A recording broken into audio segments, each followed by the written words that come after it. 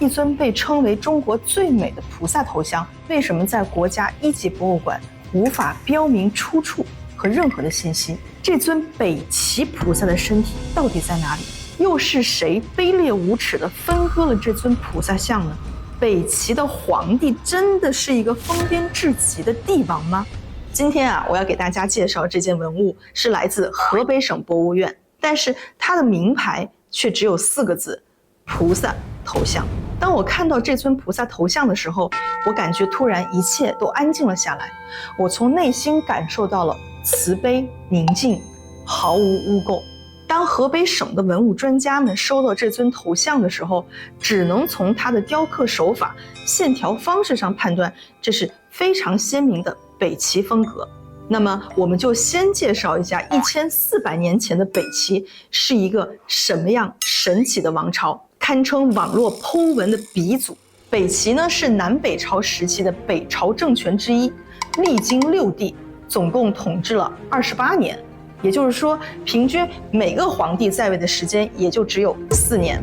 这也被称为中国最颠的皇帝家族。大家熟悉的这个电视剧《琅琊榜》就是发生在这个时期。同时，被称为中国古代4大美男之一的兰陵王高长恭，就是北齐皇帝的侄子。他美到什么程度呢？史书记载兰陵王上战场的时候，要用恐怖的面具把他俊美的脸庞遮起来，以免敌人爱上他。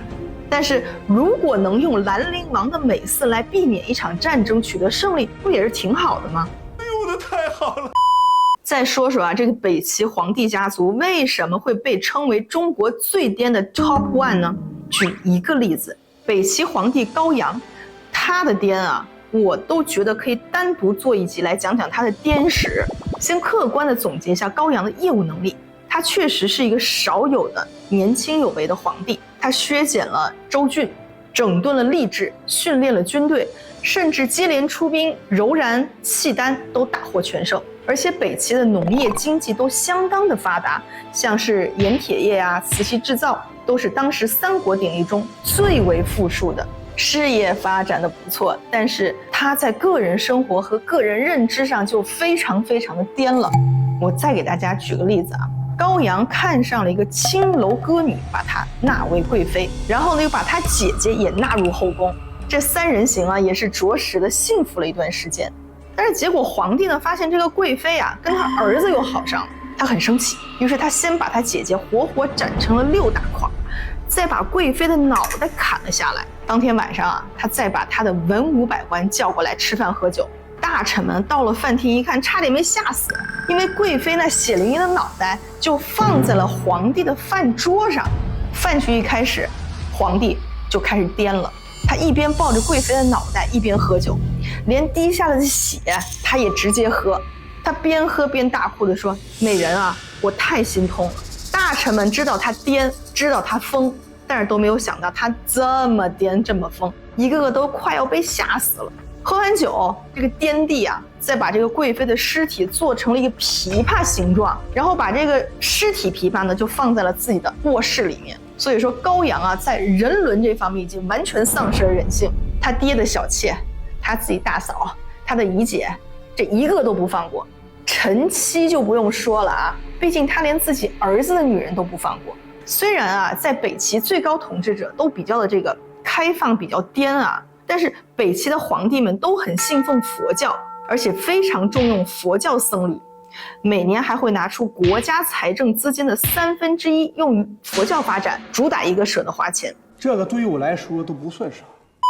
所以呢，在南北朝时期是我国历史上第一个人性的自觉时代的开始。我国的雕塑艺术在南北朝时期也迎来了第1次的高峰，也为后代留下了非常多雕塑艺术和佛教结合的艺术珍品。河北省博物院的曲阳石雕区展示了很多的东魏北齐时期的菩萨雕像，很多雕像也是有名字、年代和文物发现地。但是这尊穿越1000年的最美菩萨头像却没有任何资料可以考证，也无从知道是哪位古代匠人雕刻了它，他又经历了什么。这尊菩萨在穿越1000年的风雨和痛苦之后，依然在向这个俗世展示着菩萨的包容一切的微笑和淡然。这尊北齐菩萨头像，面部丰腴，鼻梁笔挺，眉眼低垂，雍容祥和。雕刻工匠甚至用了一个非常巧妙的技法，就是当你站在这个菩萨的左边、右边和中间，这尊菩萨头像看起来都不一样。从左边，也就是从这边看过去，是这个最美菩萨头像最完美的角度。那么从右边看是另外一种样子和形状的美，那么从中间看是一种安静和祥和的美。我分析了一下，因为它这边的这个眼角和眼睑的这个形状确实和右边是不太一样的，尤其是在这边的眼尾，就是我们说画眼线的眼尾，它确实是有一个弧度往上挑，所以从这边看的角度和这边看的角度以及中间看的角度都不一样，这就被称为河北省博物馆内最美的菩萨头像。请点击关注，并在评论区告诉我你还想知道什么样的文物，你还想知道什么样的故事。我们下期见。